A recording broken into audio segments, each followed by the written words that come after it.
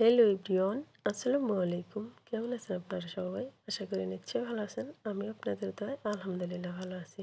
আজকে চলে আসছি গোলাপ জাম বা কালো জাম যাই বলেন ওই রেসিপি নিয়ে। প্রথমে মুড়ি নিয়ে নিলাম।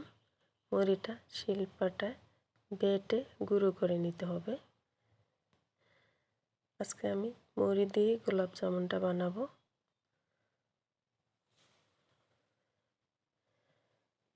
মুড়ি আর সুজি দিয়ে বানাবো।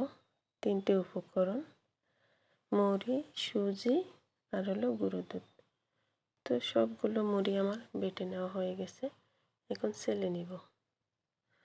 অতি অবশ্যই চেলে নেওয়ার চেষ্টা করবেন, কারণ মুড়িতে অনেক দানা থাকে। তো যদি ব্লেন্ডারে গুঁড়ো করেন তাহলে চালা দরকার নাই, আর যদি শিলপাটায় বেটে নেন তাহলে চেলে নিতে হবে, কারণ ওটা ভালো মিহি হয় না। তো আমি এই তো চেলে নেওয়ার পর অবশিষ্ট যে অংশগুলো রয়েছে সেগুলো বেটে নিলাম। আমি এরকম একটা জারের 1 জার মুড়ি নিয়েছি, সেখানে আমার এই হলো 2 কাপ গুঁড়ি। এখন একটা প্যানে 2 কাপ দুধ দিয়ে দিলাম। দুধটা যখন বলক চলে আসবে তখন দিয়ে দেব সেই হাফ কাপ সুজি আর মুড়ি গুঁড়ো 2 কাপ, আর দিয়ে দেব বেকিং পাউডার 1 চা চামচ।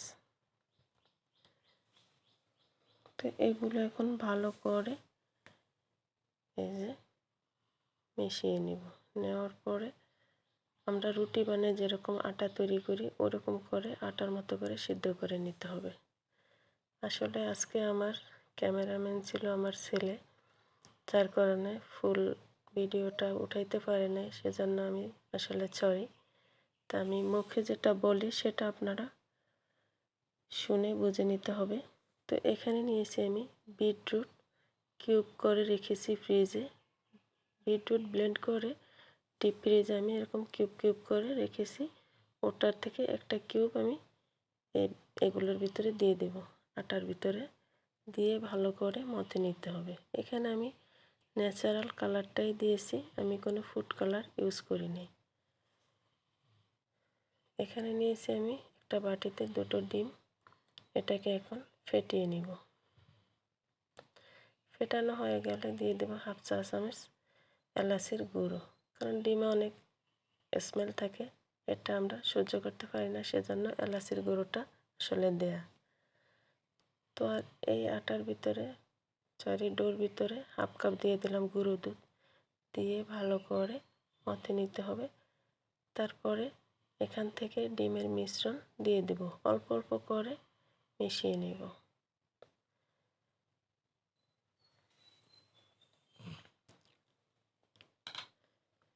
এখন বাকিটাও দিয়ে দিব, দিয়ে ভালো করে মথে নেব।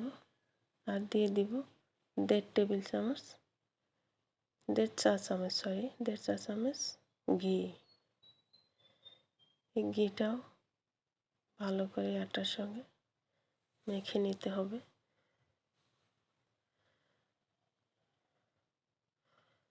তো এই তো আমার ব্যাটারটা মথা হয়ে গেছে। এখন ঢেকে রেস্টে দিতে হবে 10 মিনিটের জন্য। অবশ্য ঢেকে দিতে হবে, না হলে উপরটা ড্রাই হয়ে যাবে। তো ফিরে আসছি 10 মিনিট পরে। এখন এখান থেকে অল্প অল্প করে ডো নিয়ে তারপরে এরকম গোল মিষ্টির শেপ করে আমার বানিয়ে নিতে হবে।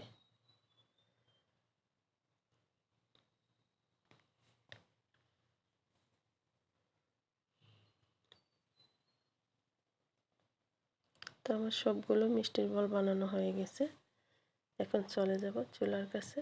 এখানে একটা প্যানে পর্যাপ্ত তেল দিয়ে দিছি, চুলাটা অন করে দিলাম। তো তেলটা আমি আঙুল ডুবিয়ে দেখলাম যে তেলটা আমার আঙ্গুলে মানে জ্বালা করে না, আমি সহ্য করতে পারি। এরকম উষ্ণ গরম হলেই এই মিষ্টির বলগুলো দিয়ে দেব।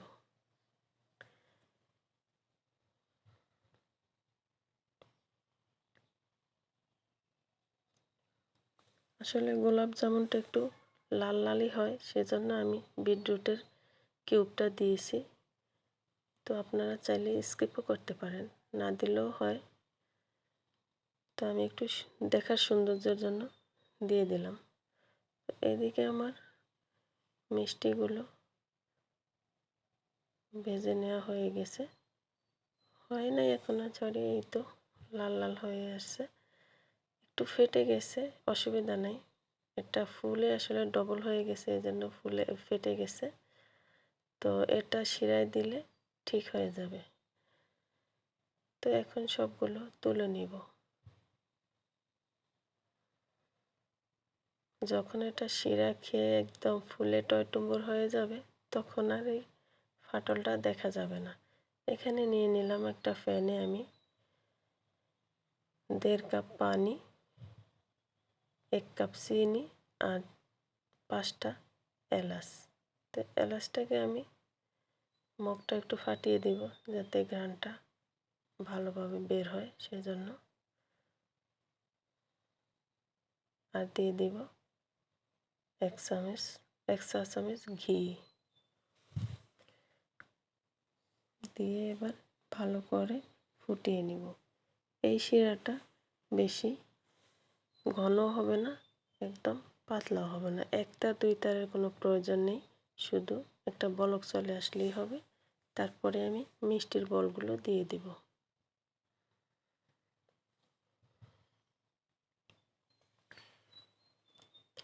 এই তো বলক চলে আসছে।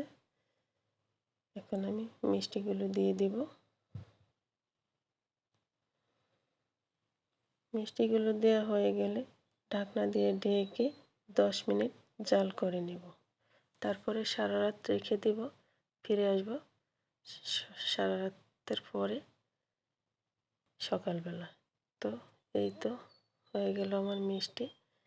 তো আজ এ পর্যন্তই। সবাই ভালো থাকবেন। আল্লাহ হাফেজ।